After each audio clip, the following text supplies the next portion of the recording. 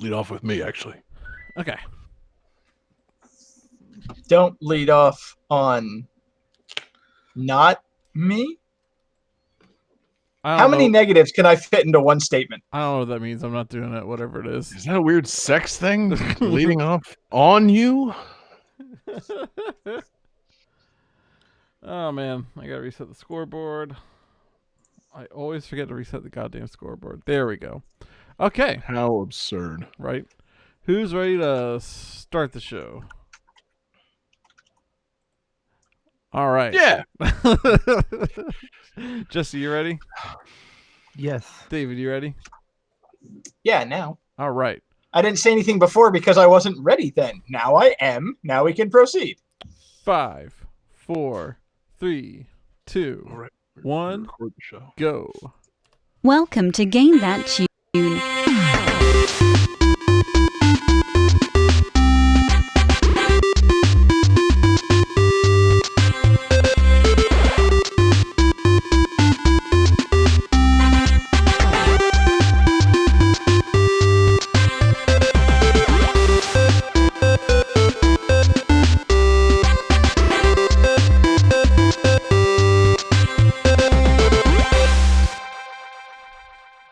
Oh, yeah. What's going on, everybody? It's Game That Tune back in the house once again. It's ya boy, John Harrington here. We got John Regan with us. Say hey. Hey. We got Jesse Moore. Say hey. Hey. And we've got David Fleming. Say hey. Hey. Hell yeah, guys. Welcome back, everybody. It's Game That Tune, episode 174 in the house. And man, oh man, we got a great show coming up tonight. If this is your first time joining us, welcome. And what we are going to do around here is we are going to listen to some video game tunes. We've each brought 3 songs from a game. We're going to try and guess each other's games based on the songs with a little bit of trivia. We're going to goof off, have a lot of fun. And the winner at the end of the night picks a theme for the next episode and plays a bonus tune. And our winner last week was the fantastic, I can't think of enough nice things to say about him. One of Duval's finest, my man Jesse Moore, with the win last week. And Jesse, what'd you pick for the theme for this week's episode? Well, in honor of our new Lord and Savior in Jacksonville and the North Florida, or just the Southeast in general, Gardner Minshew II. Yes. I depict games where you play as someone with a mustache. Yes, that's right. We've got Minshew Magic, Minshew Mania on tonight's episode. For those not in the know, Gardner Minshew II is the greatest quarterback in the history of the National Football League. He has taken Jacksonville and everyone's hearts by storm. And he's a kid in his 20s with a fucking hilarious mustache, and the cat can ball. So we're playing it up, man. And yeah, the crux of this whole episode, it's not just games featuring a character with mustache. It's games in which you play as a character with a mustache. So I mean, there's plenty of mustachioed villains. You got your Robotniks, your Dr. Wowies, your various mustache tuggers, Wario and Waluigi, but you gotta play the mustache. Minshew's playing for the Jags and he's kicking ass, so you gotta kick ass with a stash for this week's episode. I think it's gonna be a good mix. I think we got some fun tunes coming up, some fun games. We got a great fan request in the mix. So I guess if you're playing along at home, you should just run a comb through that stash. Get that panache. And Johnny, let's just start with game 1, shall we? Game 1.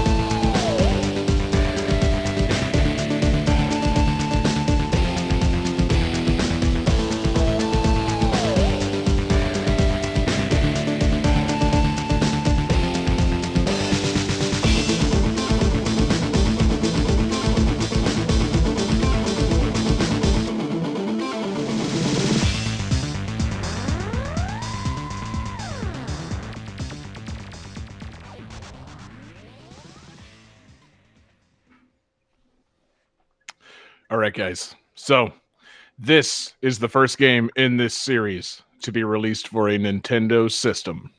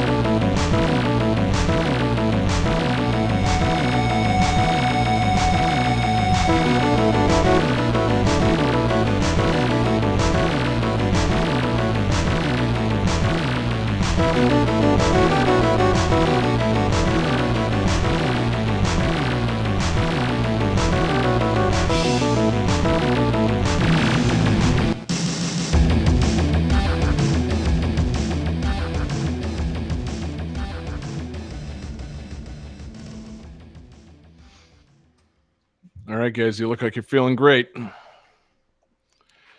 Anybody think they're headed in the right direction? Anybody need hints? I was feeling great until I checked the games we've used already list, and now I'm not feeling great.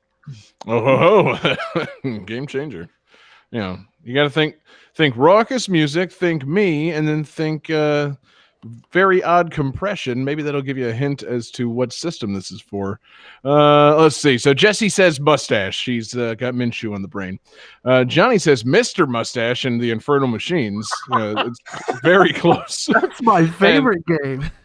David says Virtua Quest, which is not correct, but very intriguing. No, but David, I think you're on the right track because you were thinking like Virtua Series. You were thinking, yeah. So my first guess was Tekken Tag Tournament 2, the first Tekken game on a Nintendo console, as far as I could see on the list. And then, Mr. Who misheard the trivia. I didn't say console. I said Nintendo system. This is for the Game Boy Advance. This is Tekken Advance. That was Advance music? Yeah, dude, it was good, right? That's solid for the Game Boy Advance. Wow. I didn't know they made Tekken on a Game Boy Advance. I wouldn't have thought it was a good idea either. No. Oh, man. I mean, well, hold on. Was it a good idea? Yeah, that's. I mean, is the it's game kind of good? a mixed bag. That's upsetting because I'm sorry, I don't mean to interrupt you, but apparently Tekken Advance is considered a spin-off. So if you look up list of the Tekken series, it is not listed. Oh, that's oops. Yes, this is a non-canon entry in the Tekken series. I'll give you a guess as to why that might be. Why do you think this doesn't apply to the story of the Tekken series, David? Because it's on Game Boy Advance, is my guess. And why might there not be very much story to okay, no, there's no endings, there's no story, it's just fighting. So yeah, there's no canon to be altered here. There's not very much to this game. But yeah, it's kind of a mixed bag. I think it's better than really has a right to be, but it doesn't really have a right to exist. Like it's kind of a mistake. I'm trying to think who knows the least about Tekken for me to ask. Okay, Johnny, you are raising your hand. You know the least about Tekken. Tell me something. Do you know the main tenets of Tekken's fighting system, like its control system? I'm guessing there's a high punch and low punch, high kick, low kick, a la Mortal Kombat. I mean, close. Now, think about why that might not apply great to a Game Boy Advance. Because there's only 2 buttons. That's correct, John. Well, Tekken. Whoa! I mean, shoulder buttons. There's 4, technically 5 if you want to count the start button. There's 2 face buttons. Thank you, John. The 2 face buttons are all you have in play on Game Boy Advance. So yes, Tekken, what it actually is, you were on the right track. So the face buttons on the arcade and on the, say, PlayStation controller are each of your limbs. So you got a left punch and a right punch, left kick, right kick, and then they all change what they do based on the various directions of your inputs. And that doesn't really matter on Game Boy Advance because there are 2 buttons. So you have punch and kick and some direction. R is a throw, and I think L might be maybe a tag move or something, but they were not able to give you the required buttons to play proper Tekken.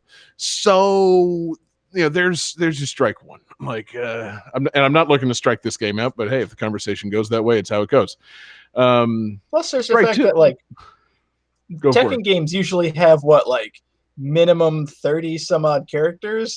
How many did you fit on a Game Boy Advance cartridge? Funny you should ask, David. I believe there are 10 characters for this one, including one unlockable. How many minutes of cutscenes are there in this game? Because I believe most Tekken games have 60 to 80 minutes of cutscene, right? Oh yeah, well that seems a little high, but there are no cutscenes. We already established that. That's why this is a non-canon entry in the series. There's no story. There's not even replays. When you finish a round in Tekken, you get to see a brief replay of what you just did to the guy to knock him out. The replays are gone. There's very little here. I just want to point out that John Regan specifically points out that he knows the least about Tekken and yet can accurately quote the total amount of cutscenes in a Tekken game. Can I? I mean, I don't think I am. John, let's talk about confidence as a currency, because I think you need to make a withdrawal, my man. You need to speak with confidence about things which you don't know very much about. That's what I do to host the show. You could have been hosting the show by now if you just got confidence, stupid. But yeah, so another small strike against this game. David, what do you think set Tekken apart from similar fighters of its time? If I remember, Tekken was one of the first major popular 3D fighters on the market. That's correct, David. So how do you think that goes for the Game Boy Advance Tekken? I would imagine poorly. Right. It's not perfect. They actually do have a 3D aspect to the game, which is kind of cool. Jesse? So we haven't touched on this yet. I'm not sure. I'm sure you're going to bring it up, but I just want I'm getting there. I just want to get there real quick. How are the mustaches in this game? The mustaches, specifically in Tekken Advance, are a little lacking because the detail on the sprites is a little bit low. It's not a high fidelity game, but you got the nice portraits at the character select screen. But the main reason, we can just skip all the Tekken Advance shit talk and get right to mustache talk. Let's talk about one of the most awesome characters in the history of video games with a mustache, Heihachi Mishima. What a guy, this guy. I was just gonna say, it's how are the mustaches? Heihachi's mustache is only about 3 pixels long, so not great. Yes, the advanced mustache is not fantastic, but Heihachi historically has an excellent mustache. I did realize in picking this, I confused it a little bit with his hair. I thought his mustache went into the hair. It does not. He's got just a nice grandpa mustache, and then a haircut like a flying V guitar. So it's not like an insane anime mustache, but it's a good fucking mustache. And Heihachi's the shit. yeah, I don't know. David, you're a big anime and Tekken fan, so I'm sure that sure you can give us a rundown on like the story beats of Heihachi's story from Tekken's 1 through 7, including Tag Tournament 2. You can give us the rundown on who this man is. Make it brisk. He is someone's evil grandfather, and pretty much the only thing I know is at some point he straps someone to a rocket and shoots them into space. Yeah, he does. Space. Sorry. It's all right, John. You didn't. We also didn't ask you to prepare a mustache button, but it's all right. But if we say mustache, play the My Man sound. My man. Yeah. Yes, in Tekken 5's ending, which is fucking superb, he does strap everybody who has like some claim to his fortune to a rocket and blast them into space, and it's fucking awesome. I think he's a great heel. Like, go for it. I was gonna say I do remember his story in Soul Calibur 2 because he was a guest character in Soul Calibur 2, and like, yeah. Spawn is like beamed back in time by the devil to conquer souls, and like Link goes to a mysterious new kingdom. Heihachi goes to like a hot spring, falls asleep, and then wakes up in medieval Japan and like fights people to get back. Hot Spring Time Machine starring Heihachi. Holy shit! I didn't know that was the story because I never played fucking Soul Calibur 2 on anything but a GameCube, baby. But yeah, he's cool, man. He's I don't want to. I guess he is considered the villain of the series because he's the final boss in every fucking game. But I feel like he's not like full villainous. I feel like Tekken's kind of like wrestling. You got your faces and your heels, but like it's like 95% heel.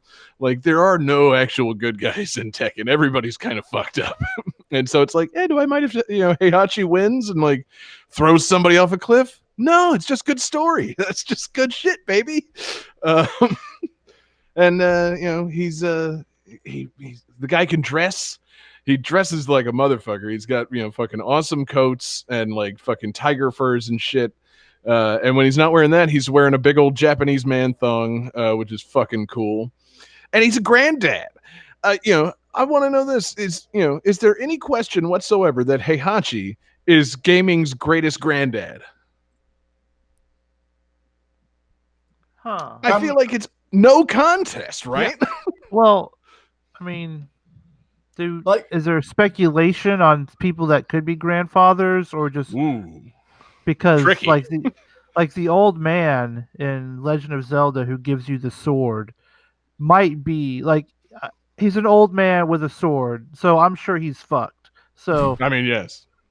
So if there's one thing Zelda characters do, it's fuck. And so, assuming that kid who was from this loins of this old man with a sword, he probably fucked too. So he might have had some kids. And, he is one of the most notorious, like, this old guy, right when you walk in, gives you the main weapon of the game.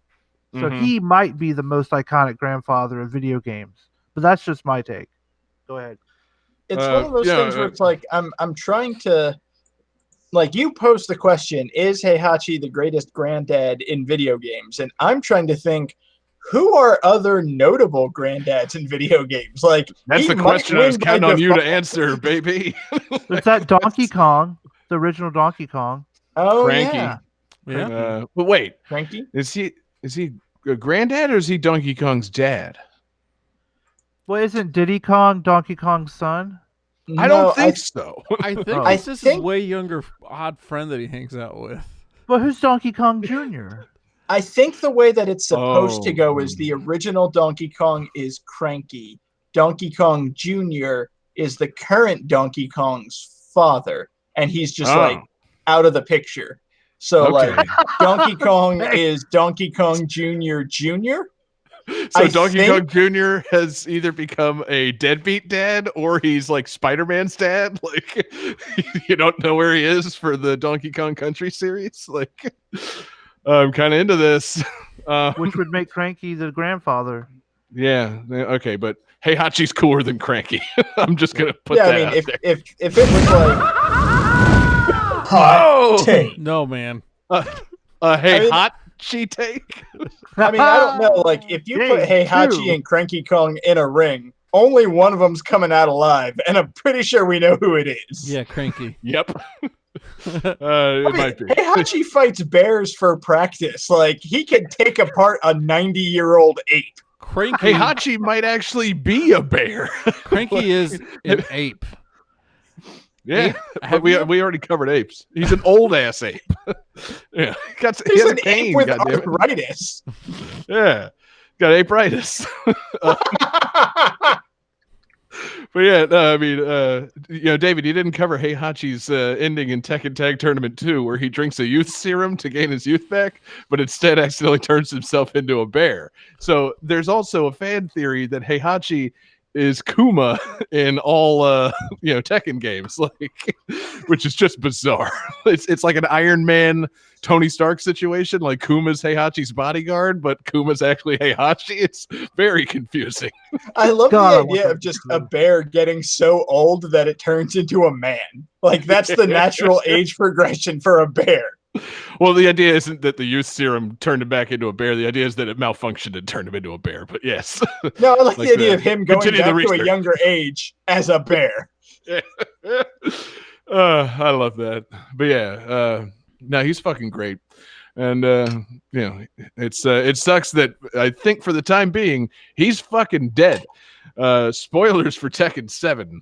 He got dropped into a fucking active volcano. Like, his body hit the lava. The So, bear?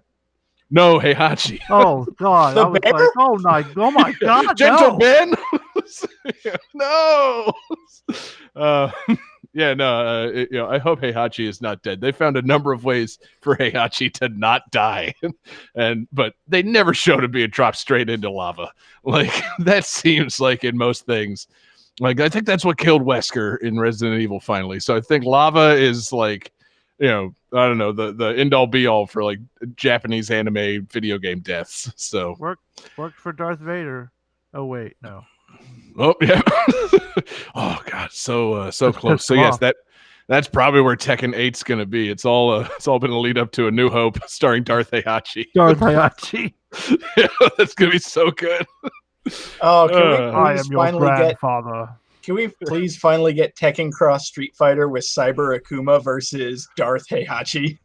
Dude, they yeah, another thing that you should know about Tekken Tag Tournament 2, they were kicking around that as a very funny ending. If you ever beat the game as Wang, who's one of the old guys, there's an ending where he's talking to Jinpachi and Dr. Boskanovich, and yeah, they're just like, yeah, we're not even popular anymore, man. We got to bring ourselves back. It's like, these fucking game designers, they don't know what's good. Like, they're all a bunch of young guys. We need to do something cool. And Dr. Boskanovich is like, I designed Elisa, so I could maybe give you some chainsaw hands or like a jetpack or something.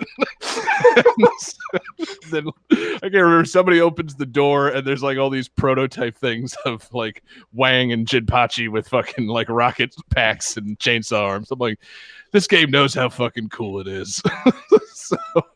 So, anyway, yeah. So yeah, also Heihachi, gaming's greatest granddad, no question. Jinpachi, gaming's greatest great granddad. Just some dudes, man. So many dudes in this game, and they're just fucking. It's good to see him fucking balling out as granddads. I mean, it's just a bunch of swole ass beating granddads. I mean, how many games can you look at and be like, man, that granddad, he's daddy. Like, these granddads, they're still daddy. So, with that, Tekken Advance is great. Not really. It's fine for what it is. It's a bit of a mixed bag. But good for them for trying, and Heihachi forever, Kazuya never, and let's keep it going to the next game. Game 2. Kazuya doesn't even have a mic.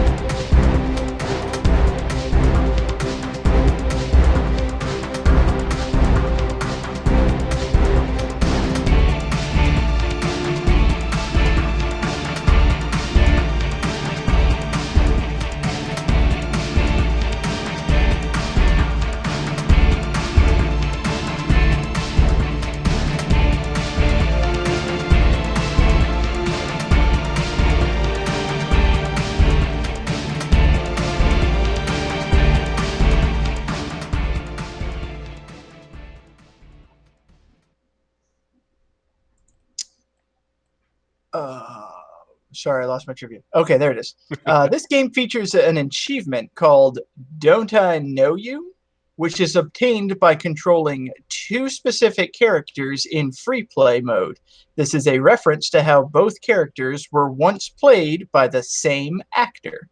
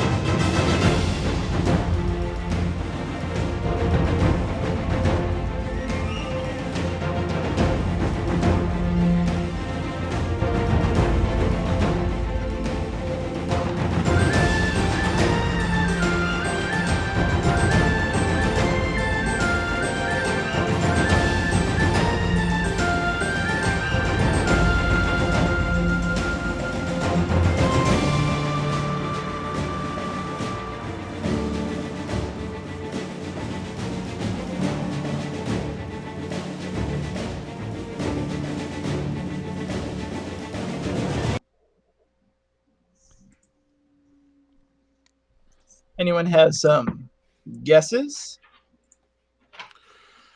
Shit, man, I wasn't expecting that to end so abruptly. I thought I still had.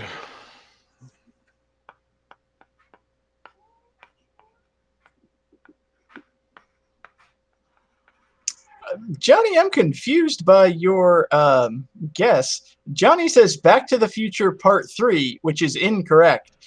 John and Jesse both have the correct answer of Lego Marvel Superheroes. Well, in Back to the Future Part 3, Marty McFly and Seamus McFly were both played by Michael J. Fox, and Seamus McFly has a mustache.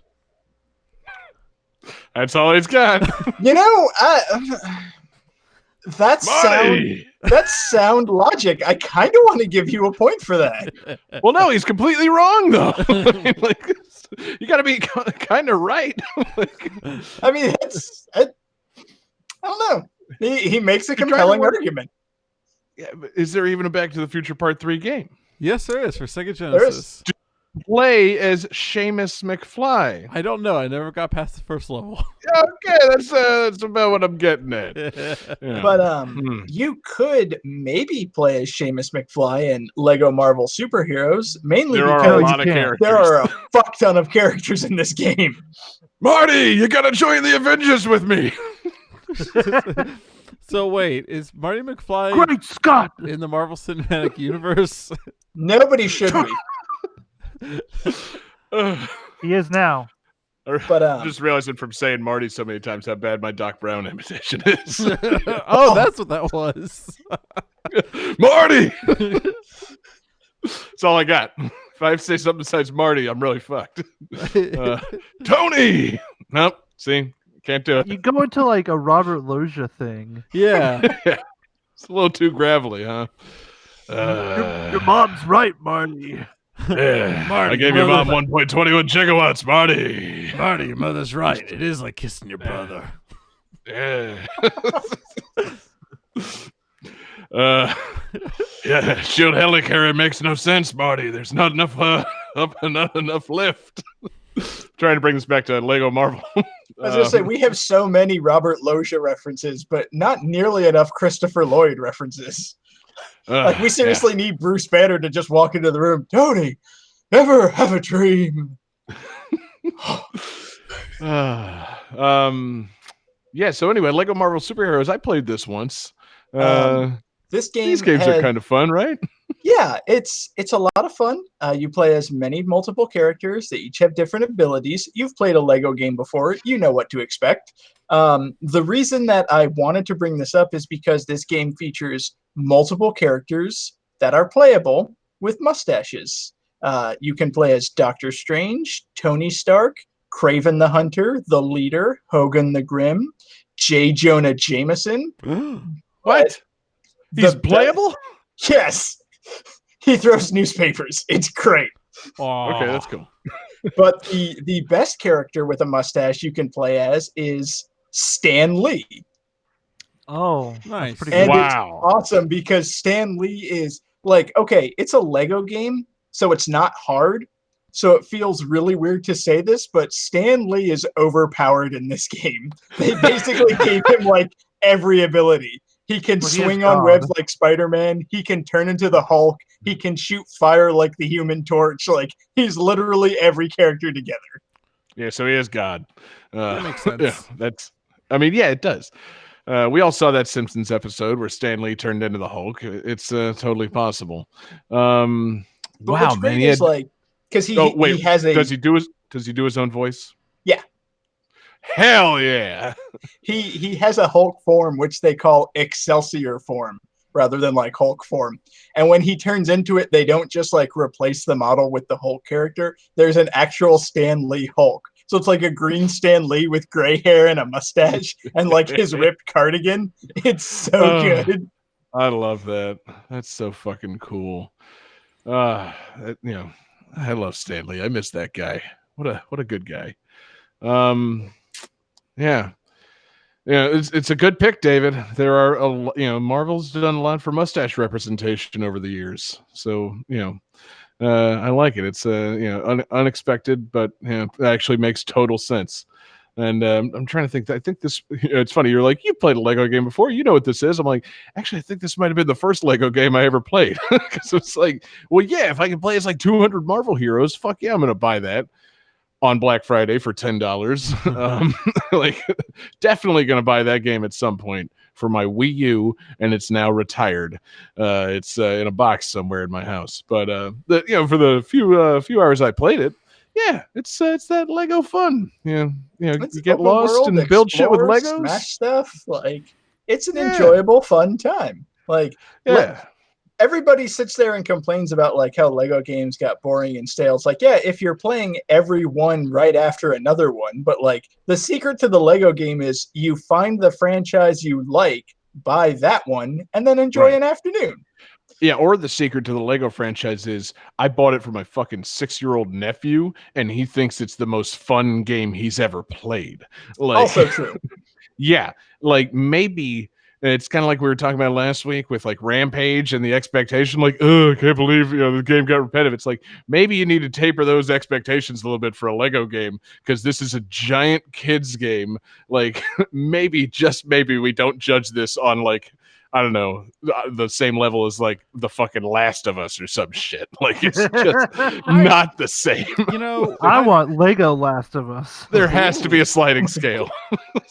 I like games I like Lego games because there's not a lot of thinking. Yeah, that's it. There's really not. That's all I got. Like, you can just kind of mindlessly tune out and relax a little bit, play a game for a while. But see, for kids, there actually is a lot of thinking because my fucking nephew, he has a little bit of a hard time with these games. Like, these worlds are big and detailed. Like, they're divided up into like, specific areas, but like, it's not always easy for him to find like the next thing that he needs to build or whatever. Like, there is a little bit of it. Like, I think for its intended audience, kids, it's a really good game. Like, you got to think your way through it, solve some puzzles.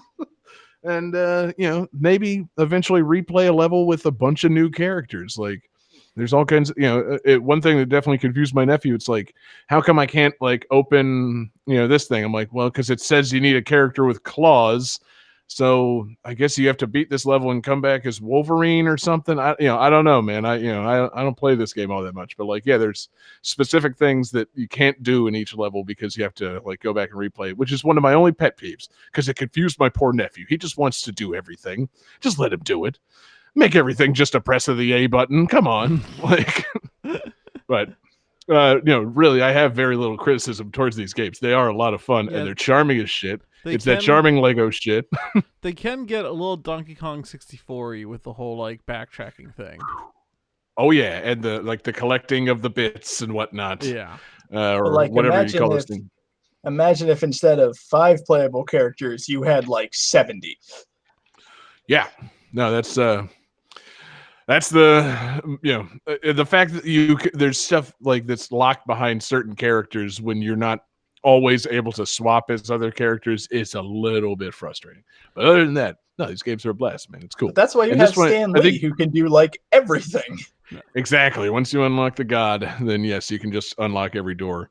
But didn't this one give you like almost like a good like New York City to run around and explore, like a good overworld and shit? Like Yeah, so like you had the different like missions where you got to go to like the Raft and Asgard, and I think you go to Latveria too. Like there's a whole bunch of different worlds, but there's a main hub that's like New York, and you just mess around and parole around in New York. So yeah. See, I remember the one thing that I thought was funny. This was as I was playing this game. This was pre Deadpool